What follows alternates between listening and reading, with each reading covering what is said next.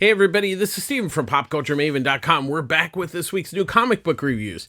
I'm not going to go, yes, I've changed everything. But the theme this week is DC's all ages books, teens and kids. I'm not going to go through them individually, but I'm going to get out of the way so you can see them. I'm a really big fan of DC's all ages book. They're really good. You can see these are some of my favorites in the background. There's many more that I bought. I will point out the Dead Man and Shazam Thundercrack are really one of my favorites. And then the Dear Supervillains, there's also Dear Justice League that's really, really good. I highly recommend those, not just for all ages and kids, but for adults, because a lot of them are really, really good books. So the reason why I'm not going to point them out is because it is a freaking huge week, kids. There's a ton of books. Partially, we at this time of the year we always see a lot of big books or new books come out before San Diego Comic-Con. So this week's going to be really big. Next week's probably going to be pretty big too.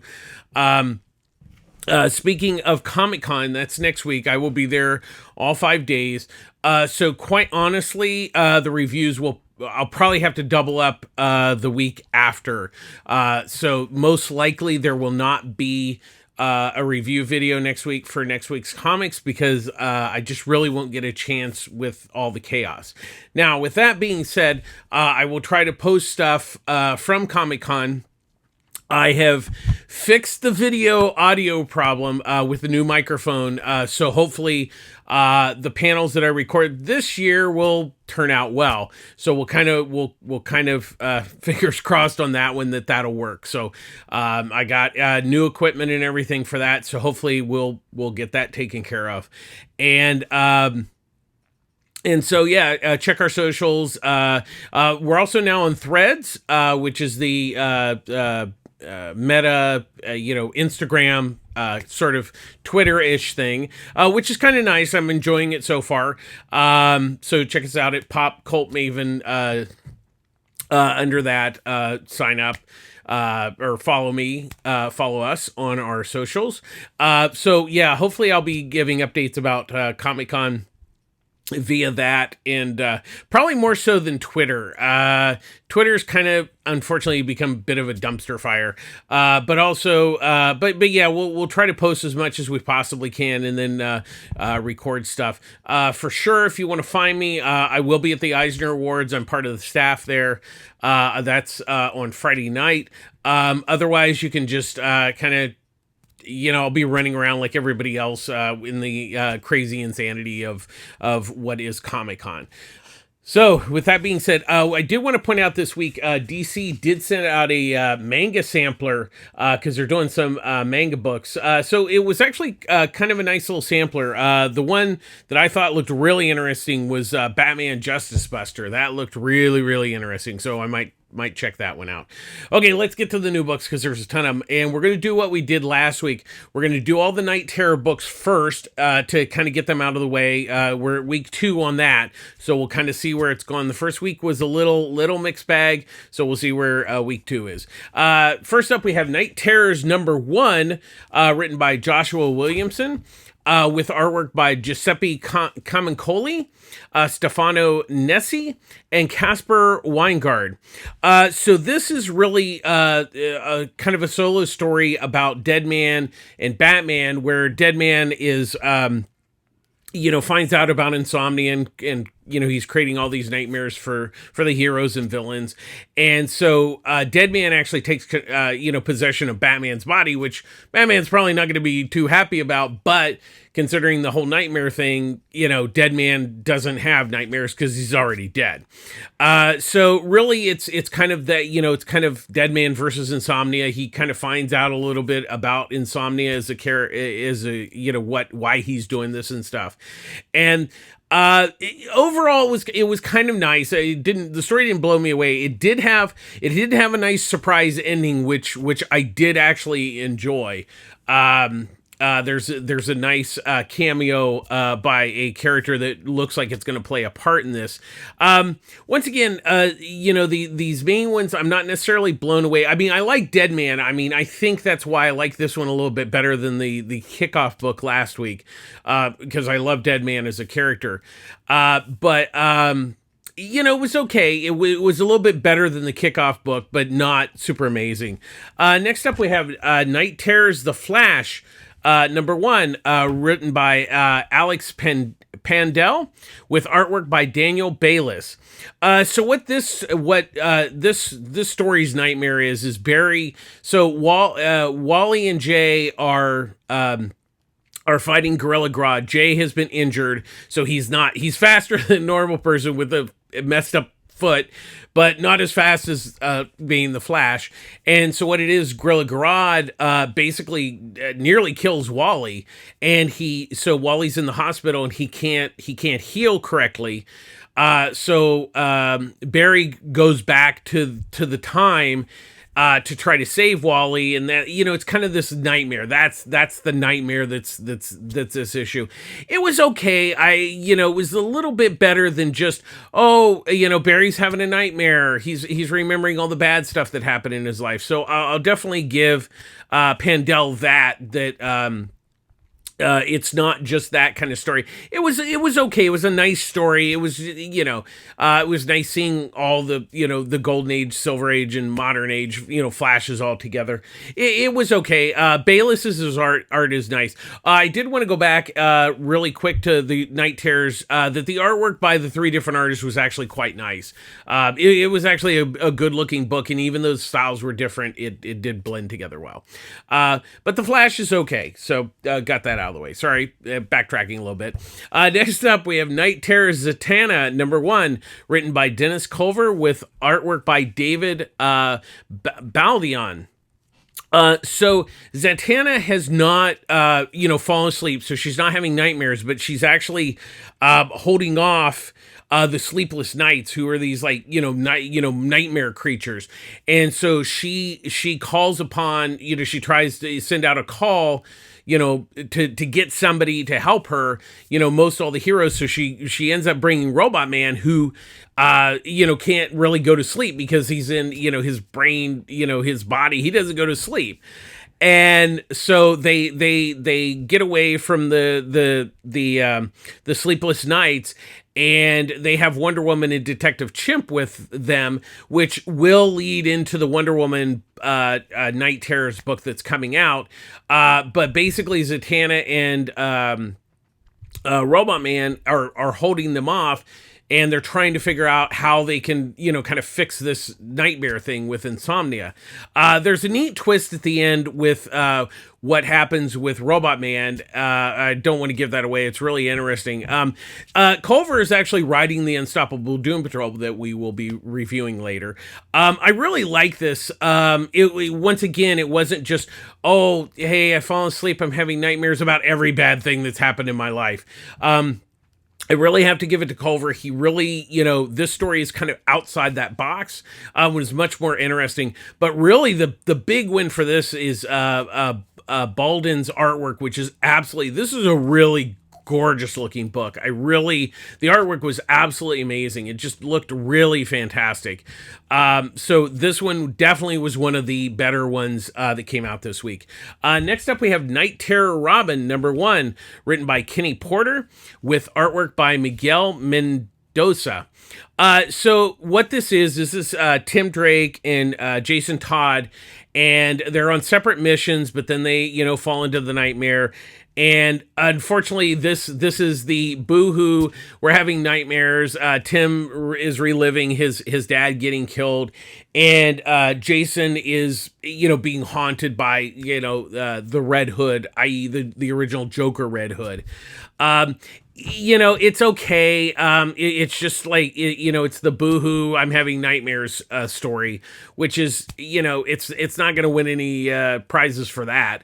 The artwork by Mendoza is nice. It gets the job done. It's just, this one's one of those, it's going to be okay, and I really can't not really recommend it.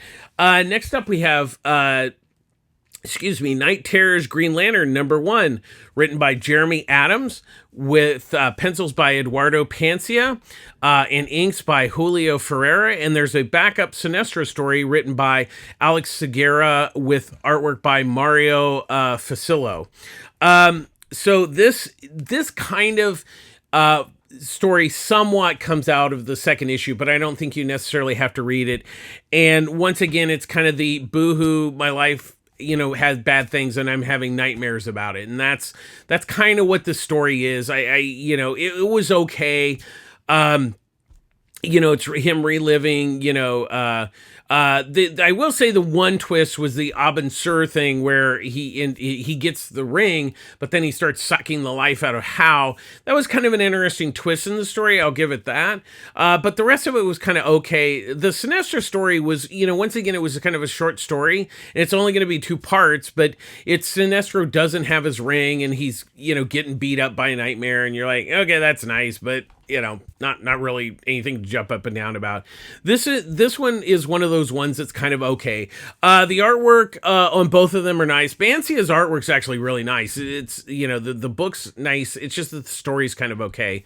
Facillo's artwork on the Sinestro's nice, but once again, you can only do so much with a so-so story. So this is, not really a win on this one.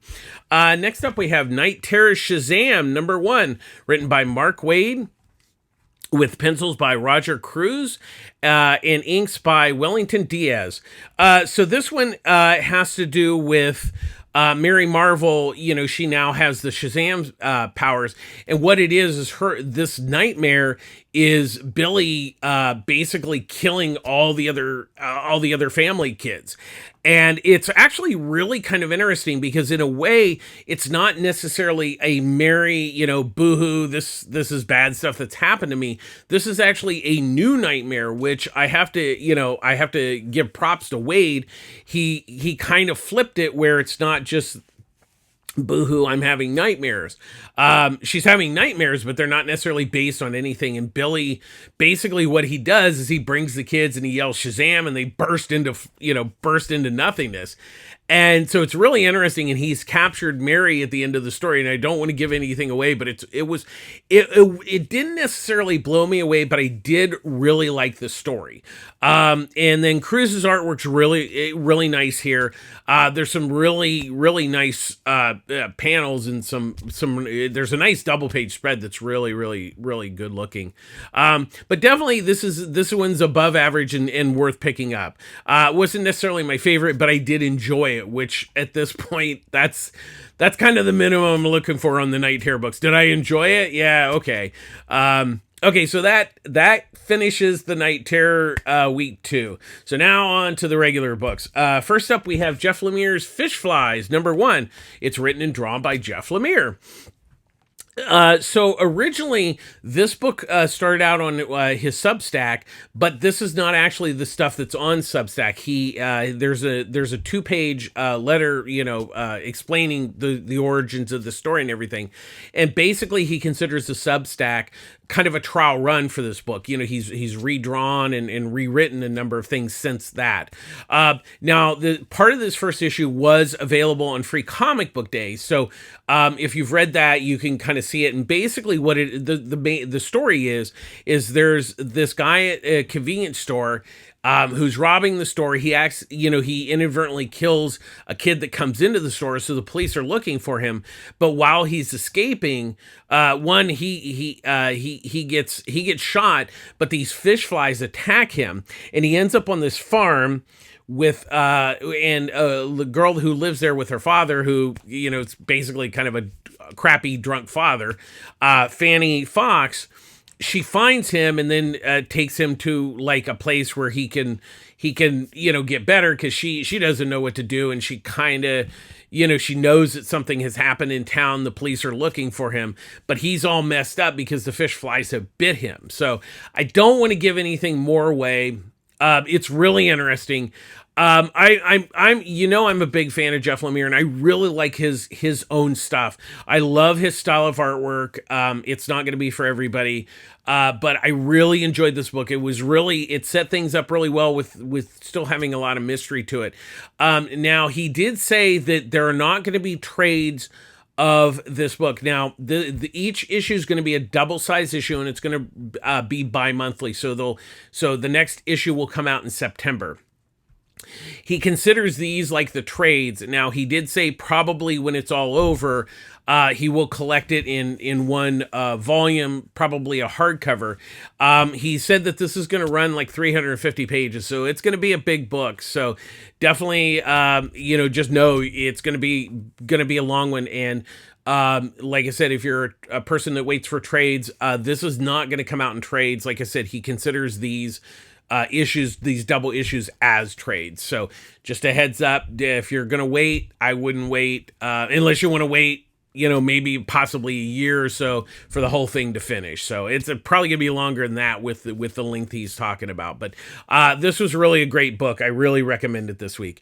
Next up, we have Lonesome Hunters, the Wolf Child #1, written and drawn by Tyler Crook. Now, I must preface this. You really need to have read the first Lonesome Hunters miniseries. There is a trade of it, so you can definitely catch up. I was a really big fan of that book. And so this issue picks up after the events with the crows and stuff from the first series. So what it is that Howard has this sword of God, and it's basically to vanquish evil. And so the crows from the first series were trying to get the sword, and now Howard and Lupe are not on the run, but they're heading back home, and along the way they stumble across this wolf child, and while they're in this town because their car needs to be fixed. And so it's really interesting. I like how Crook has taken what he did in the first one, and this story kind of is different. It's similar because it has the same characters, but it's different in a bit of a tone compared to the first one, because we already know about Howard the Sword and how we met Lupe and everything. And so I really like how this first issue opens up and really built upon that story, and also is very different at the same time. I really like this book, and Crook's artwork here is just absolutely gorgeous. He's a really great artist, and now, surprisingly, a really great writer. This is really a good book. I really recommend it, but you really need to have read the first miniseries, which, like I said, is available in trade. So go read that first, then go pick up the first issue of this. Next up, we have What If Dark Loki #1, written by Walt Simonson, with pencils by Scott Eaton, and inks by Cam Smith and Scott Hanna. So basically, I can distill this one down really quickly. Basically, Loki steals Thor's hammer. He kills Thor. He ends up killing everybody else and leads an army, basically an army of bad guys to take over Asgard, and everybody dies. Sorry, I just ruined it for you, but pretty much that's the story. Look, I'm a big fan of Walt Simonson's Thor. I mean, it's really great. This was it was okay. I'm just like, by the time I got to the end, I'm like, this is it, it's kind of interesting, but it's really a basic story. I will say Scott Eaton, he kind of, not so much he's mimicking like Buscema and Kirby and all that kind of stuff, Thor, but it definitely has that kind of throwback artwork style. I like that. But ultimately it was just kind of like, okay, Loki's a bad guy. He wants to take over Asgard, and, okay, not anything new or shocking, and it was just okay. I was really kind of disappointed in this. I don't think it's terrible. I somewhat enjoyed it while I was reading, but then, like I said, when I got to the end, I'm like, that was pretty basic. So that's where sadly that one landed. Next up, we have Superman Lost #5. written by Christopher Priest, with pencils by Carlo Paglian, and inks by Jason Paz.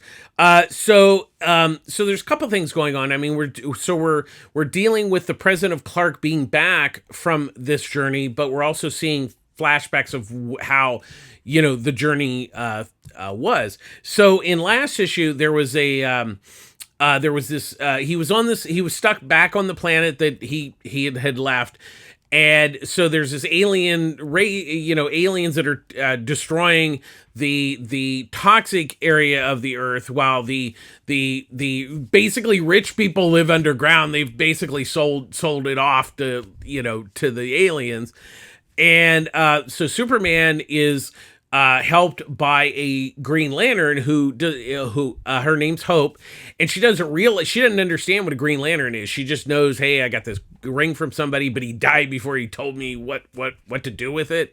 And so that's that part of the story.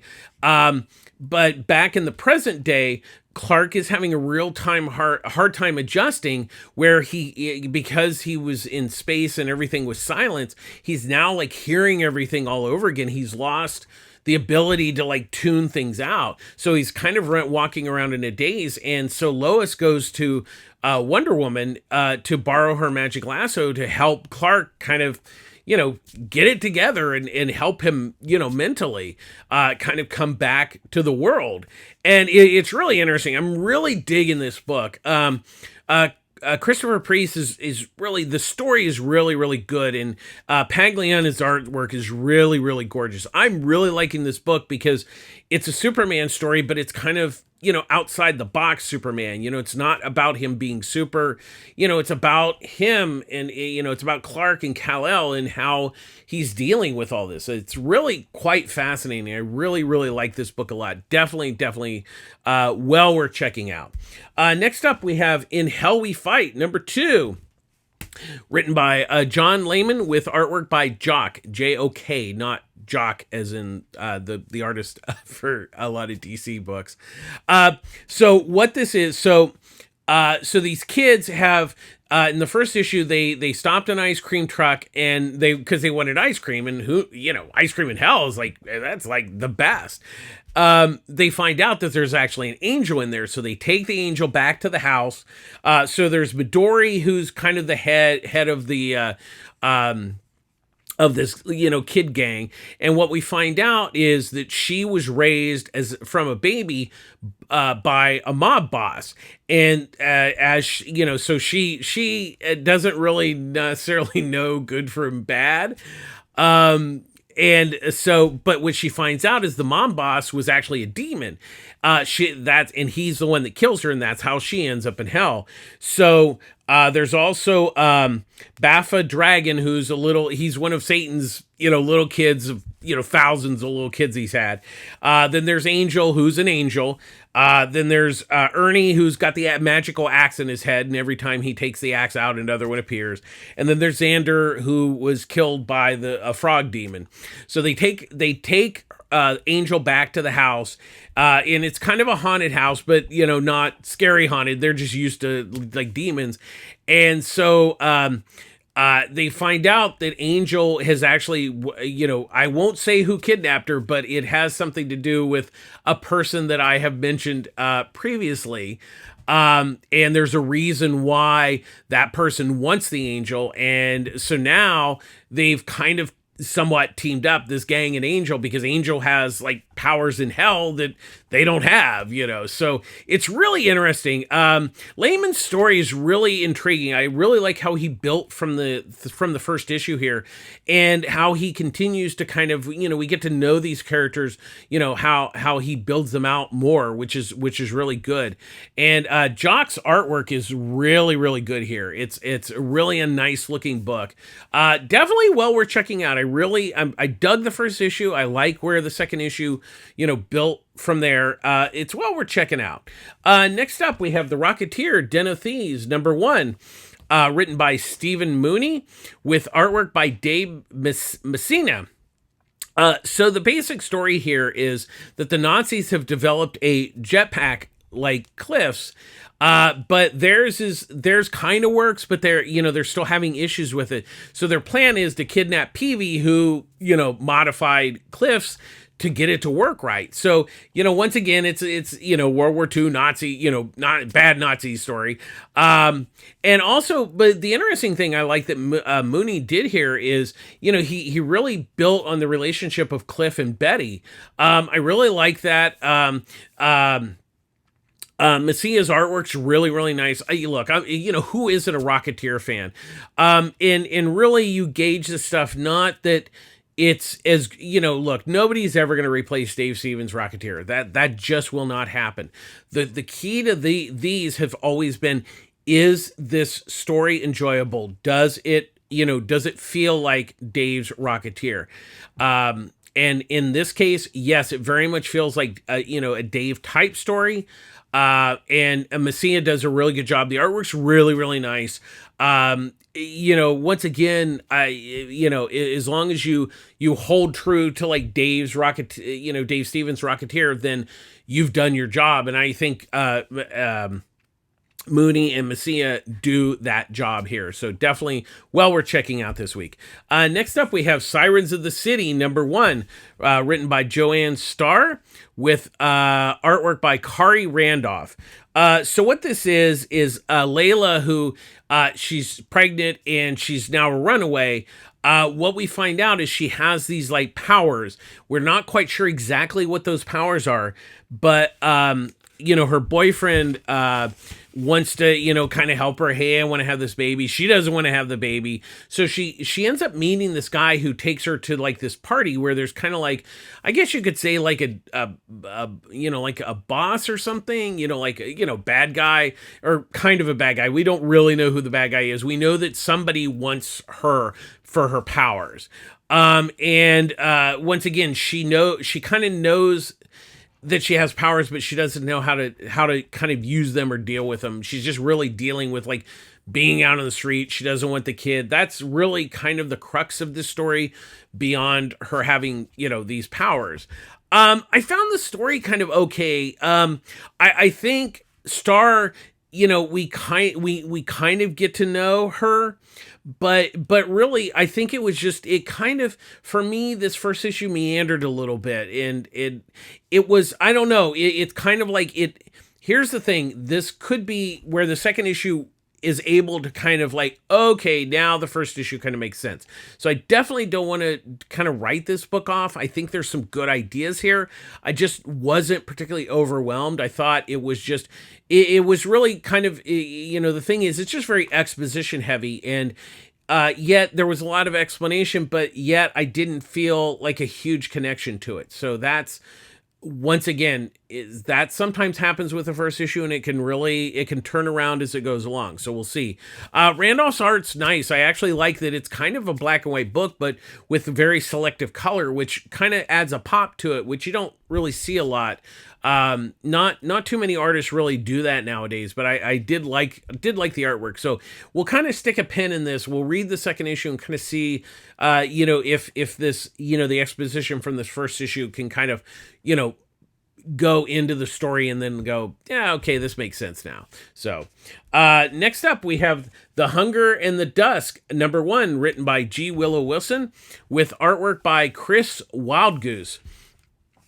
So what this is, so it's set in like, think of like kind of D&D time, Dungeons and Dragons time. That's a good way to explain it. So there's like the humans and the orcs, and of course, they battle and everything. But what has happened is there's a new kind of bad guy, the Van Goghs, who are just trying to take over everything. So the orcs and the humans make an alliance. And so what it is, the orcs have the head orc has brought his daughter Tara, who is a healer, and then Callum, who is, not so much the leader of the humans, but he's respected by the orcs, so that's why they've agreed to this truce. And so while they're at the meetup, the Vangles attack them, and they kind of figure out, hey, we really do need to work together to, because this is pretty bad. So that's really the setup here for the story. It's a pretty basic setup. It's kind of bad guys. Then we have to the two people that hate each other have to team up. On that level, it's pretty basic. But I did like how Wilson did. We get to kind of learn, she builds up the characters, and everything. Like I said, this is really, this first issue is going to be exposition, but the story flowed well. Now that was, that did work. Wild Goose's artwork's actually quite nice. It's a really good looking book. It's definitely off, I think, to a good start. I think that, like a second issue is going to be kind of a key to where this story goes. But I did like it. I think it's worth checking out if you kind of like that, Dungeons and Dragons type, of type story. But I thought it was interesting, even if, I'm not necessarily the biggest Dungeons and Dragons fan, but I did like it. Next up, we have World's Finest Teen Titans, #1. Written by Mark Waid with artwork by Emanuela Lupacchio. So what this kind of spins out a World's Finest, and it's kind of, so basically what it is, it's kind of a reimagining of the Teen Titans early adventures, but instead of being during the period that they originally, like in the 60s when they were first brought about, this is that period characters, but now they're set in the present. So they have cell phones and stuff like that. So, really what is kind of interesting is how Wade is having a fracture of the team. Where, Robin's kind of the leader, but Wally's kind of the social media guy. It's like, hey, we got to set up the camera so people think, we're doing good and everything. So it's creating rifts. And what I found really interesting is how, each Titan ends up talking to their mentor, like Diana Troy, she talks to Wonder Woman, Robin talks to Batman, and et cetera, et cetera. And it was really an interesting first issue. I wouldn't say that I was necessarily blown away, but I like the setup that Wade has done here. And once again, I don't think you have to have read World's Finest to read this. I think you just have to know who the Titans are and know that this is kind of like them in their, like kind of 60s period, but in the present. I think that's all you need to really know. And he, that's not a big deal. Lupacchino's artwork's actually really nice. I'm a big fan of the Teen Titans, so I did enjoy this. Like I said, it didn't blow me away, but I think it'll be interesting to see where Wade takes it from this first issue, because it's really just kind of a setup to like what's going on. And then we get a kind of, at the end, we kind of get a sneak peek. We don't know who the villain is, but kind of, he appears to be setting up like a, like a anti-Teen Titans bad guys group. So we'll see where this all susses out in the next issue. But I did like it. Next up, we have Teenage Mutant Ninja Turtles Stranger Things #1. Excuse me. Written by Cameron Chitlock, with artwork by Fiero P.E. So what this is so the Stranger Things kids, they go to New York for a vacation or, like a school trip. And while they're there, they discover that the demagogues are in New York. And so they're getting ready to, Levin's getting ready to battle them. And then the turtles show up and take them out. And so there's like this alliance of, with the turtles and the Stranger Things kids. And they explained about the upside down, the upside down world. And so they have to work together and find out why this is happening in New York. So that's the basic premise here. Once again, whenever you have these crossovers, it's, the story is going to be pretty basic. There's a bad guy who does this, and then they team up, and but the question is with these, is it kind of fun? Does it stick to each side of the characters? And Chitlock does that. I mean, the Stranger Things cast feels like the Stranger Things cast. The Turtles feel like the Turtles. And, once again, you're going to get a pretty basic story here, but does it is it enjoyable? In that case, yes, it is. And Fierro PE's artwork is nice. It kind of has, kind of that Kevin Eastman, Peter Laird vibe visually to it. Not that he's definitely not trying to ape that, or make it look exactly like that. It just has that feel to like the early Turtles books, which I think works well here. It's a nice looking book. I think if you're a fan of either one, you're going to enjoy this. Once again, it's not going to be mind-numbingly brilliant, but is it fun? Yeah, it's fun, and I enjoyed it. Next up, we have X-Men Days of Future Past Doomsday #1, written by Mark Guggenheim with pencils by Manuel Garcia and inks by Cam Smith. So what this is, Days of Future Past is one of my favorite Byrne Claremont stories. It's really good. And so what this is, it's kind of a what if type story if Senator Robert Kelly had gotten killed by the Brotherhood of Evil Mutants and set that timeline in motion. And what Guggenheim is doing here is he's telling that timeline. What if that, the Mutant Act had went through and the Sentinels became, like in charge basically. And that's really what this story is. I think it's an interesting twist on the story. Because that this possible future story has never quite been told. I mean, it's been dealt with a few times throughout the years.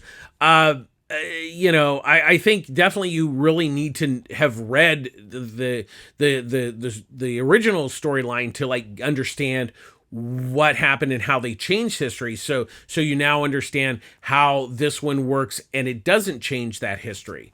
I enjoyed it. Guggenheim does a nice job here of building on what could have been had they not, prevented the assassination. Garcia's artwork, the book looks really nice. It's, it's kind of it's a great nostalgia trip. I enjoyed it. I haven't read a regular X-Men book in like 800 years. I've been trying, but there's like storylines for like years now.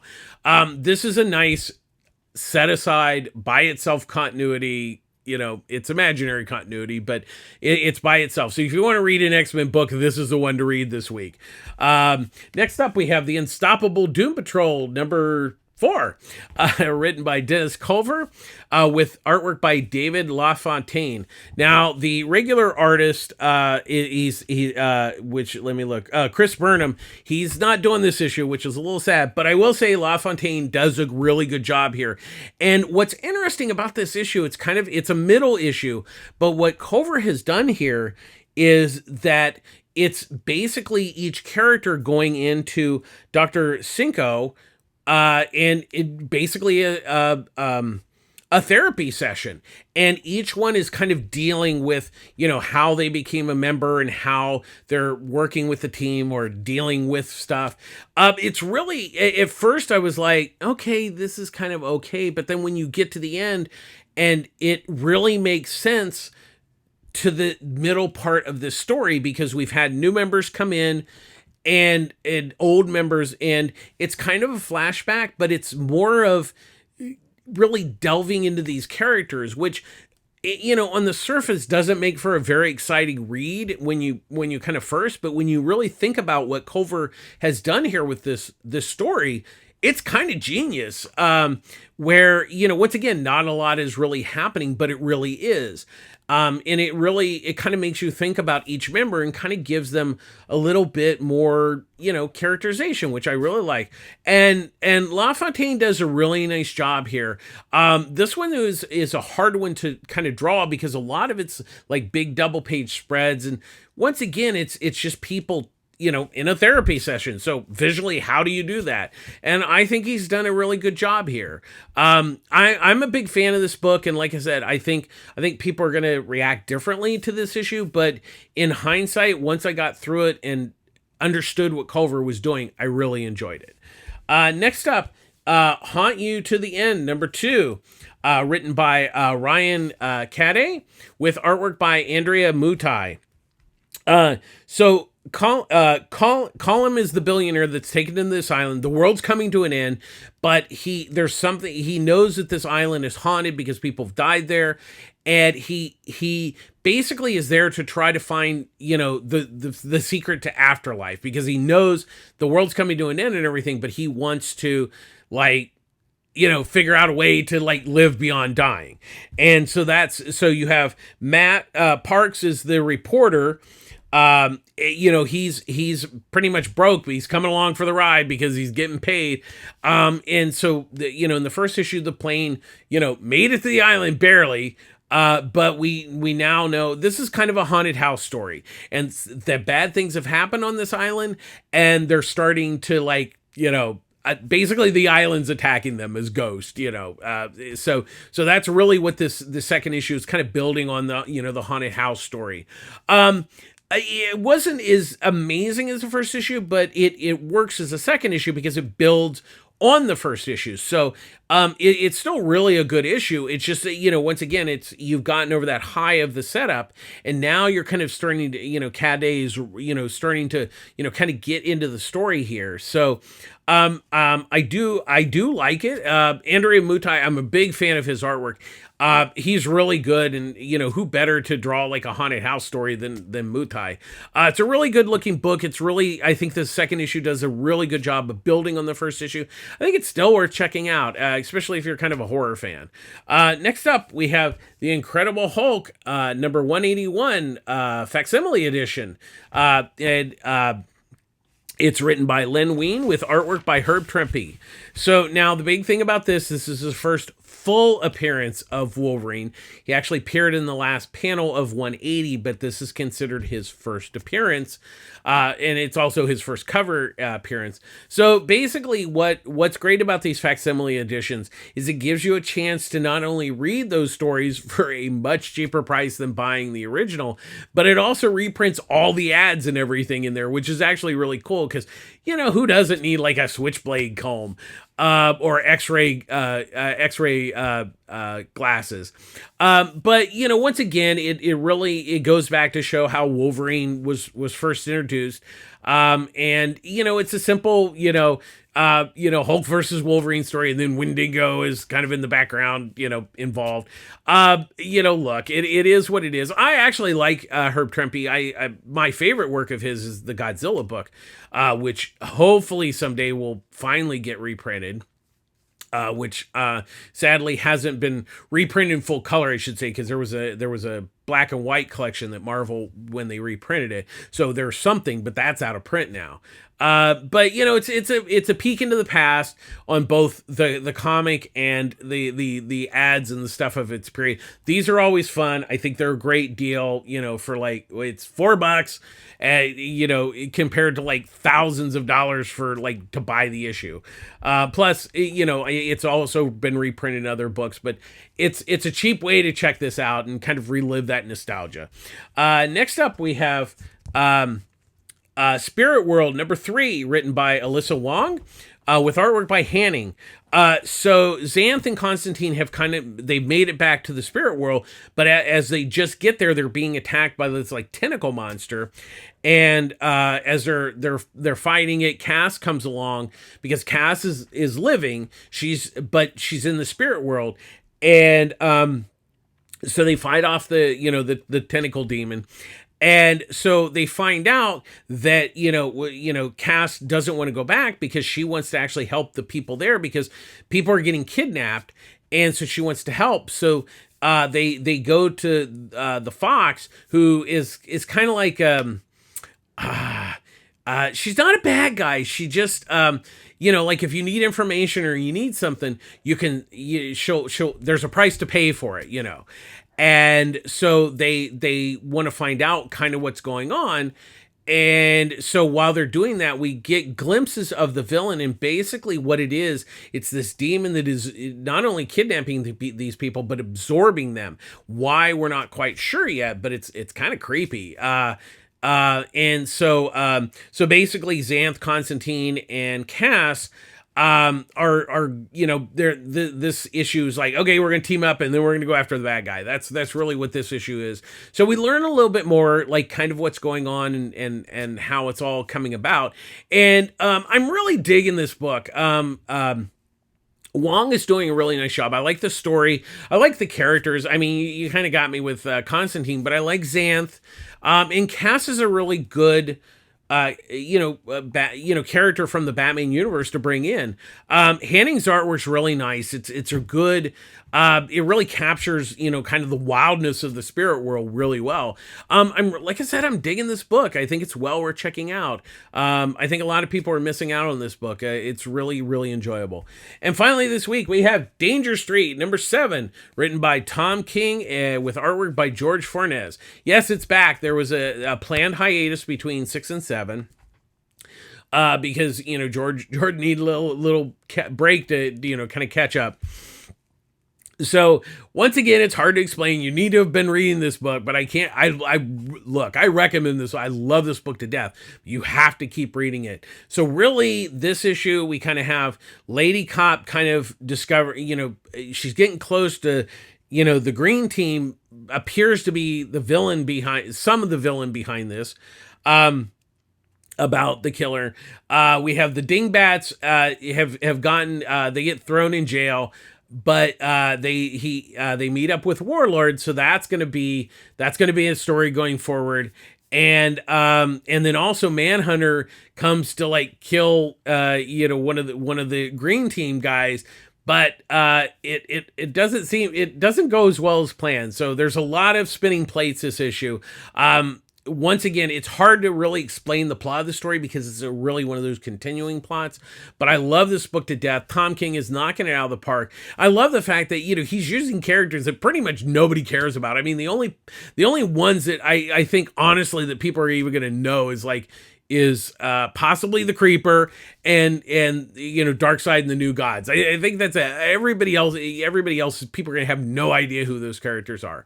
I really love this book. Fornes is knocking out of the park on the artwork. It's really gorgeous stuff. And it's just fun. But like I said, you have to read each issue, and it's also going to be one of those books that when you go back and reread, and you're going to see all sorts of stuff you didn't see the first time because you will know the story, but then you can see all the little things that King puts in there that you don't necessarily see the first time, the little nuggets. But definitely I love this book. Check it out. And I can't recommend this book enough, but you have to have read the previous 6 issues. That's going to do it this week. Big week, kids. As always, public service announcement. I get all my comics at Pulp Fiction Comics, Long Beach, California. Ryan Skinner runs a great store. He's a great owner. It's a great store. They offer a pull service. This is why I get all these books. They're in my box, ready to roll when I roll into the store. Annie, Eduardo, Derek, Wendy, they're great. They're all great gang of comic shop gang. And they offer discounts on trades and graphic novels every day. They have a really good kids section where I get all my, and he's really trying to build out that, I shouldn't say kids, all ages. He's really building that out. It's really a good store. And if it's something they don't have in stock and they can get, they'll get it for you. And as always, support your local comic shop. They have to buy the product before you get it, so make sure you pick up your books on a regular basis. And just support your local comic shop because they are really the backbone of the industry. And as always, we end our show with be kind to each other. Kindness is good for you. It's good for everybody. Just, be kind to other people. It's not hard to do. Open a door, say hello, just be nice. Be kind. I know things are tough. And just to reiterate, next week is Comic-Con, so we probably won't, I can safely say we will not have a review show next week. Sorry about that, but with the chaos of Comic-Con, it's I can't do both at the same time. But we'll do a catch up the week after. Hopefully I'll be able to post some, check our socials. Like I said earlier in the show, we are on Threads now. So check us out there, follow us, with updates. I'll be posting stuff from Comic-Con. So it's going to be a busy week next week, but make sure you be kind, take care of yourselves out there. Thanks for watching. Please like and subscribe to the YouTube channel and our socials. Follow us on our socials, and that's going to do it this week. Thanks for hanging in there. I know it's been a long show, but like I said, we'll do a 2-week after next week's Comic-Con. So this is Steven from Pop Culture Maven signing off. Take care of yourselves out there and be kind to each other. Thanks for watching. Bye-bye.